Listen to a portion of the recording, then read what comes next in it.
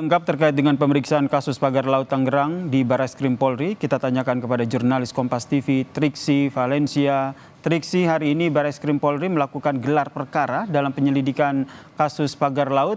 Lalu apakah sudah ada tersangka dalam kasus ini dan apa barang bukti yang menguatkan?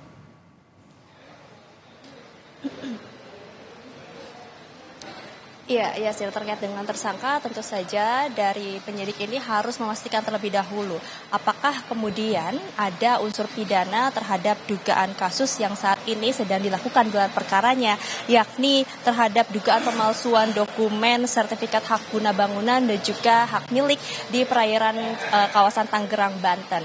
Nah, terkait dengan dugaan pemalsuan dokumen ini berbicara tentang penyalahgunaan wewenang. Nah, selain itu juga yang didalami adalah terkait dengan dugaan pencucian uang yang dilakukan pada saat penertiban dari sertifikat tersebut. Jadi ada dua dugaan yang kemudian saat ini sedang didalami oleh penyidik, di mana kalau tadi sudah disebutkan ada 7 orang saksi yang dilakukan pemeriksaan pada hari Senin kemarin, ini juga merupakan kelanjutan dari pemeriksaan terhadap saksi-saksi sebelumnya, yakni adalah dari kantor jasa surveyor berlisensi dan hingga Pemda Banten. Nah, kemudian terkait dengan apa yang menjadi bukti-bukti ini juga masih belum disampaikan oleh Dirtipidum Barreskrim Mabes Polri, yakni Brigjen Juhandani Raharjo, tapi dirinya memastikan bahwa dari gelar perkara ataupun juga hasilnya nanti pada hari ini rencana nanti akan disampaikan apakah kemudian statusnya ini akan dinaikkan dari penyelidikan menjadi penyidikan, termasuk juga menyampaikan siapa tersangka dari dugaan yang saat ini sedang didalami oleh para penyidik sendiri.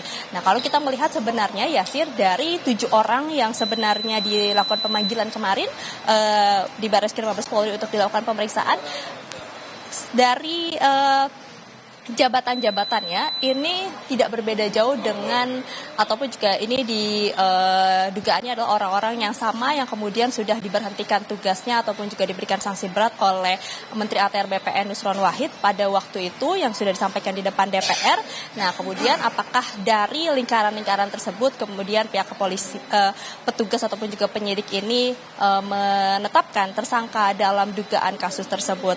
Nah, kalau kita melihat juga terhadap pasal-pasal yang disangkakan terhadap kasus ini ataupun juga dugaan ini ada 2 pasal sebenarnya. Yang pertama pasal 236 KUHP terkait dengan pemalsuan surat, khususnya pemalsuan akta otentik, dan juga yang disiapkan adalah tadi yakni undang-undang tentang pencegahan dan pemberantasan tindak pidana pencucian uang, karena dugaan mengalir adanya TPPU adalah ada pihak-pihak yang kemudian berkaitan, ada pihak-pihak yang kemudian yang membantu ini bisa terbit dari sertifikat hak milik dan juga hak guna bangunan. Maka dari itu terkait dengan status dan juga tersangka yang nanti akan ditetapkan, kita akan nantikan hasil dari gelar perkara yang dilakukan pada hari ini oleh Barreskrim Polri. Yasir. Terima kasih Triksi Valencia atas informasinya terkait dengan Barreskrim Polri yang melakukan gelar perkara terkait dengan kasus pagar laut di Tangerang.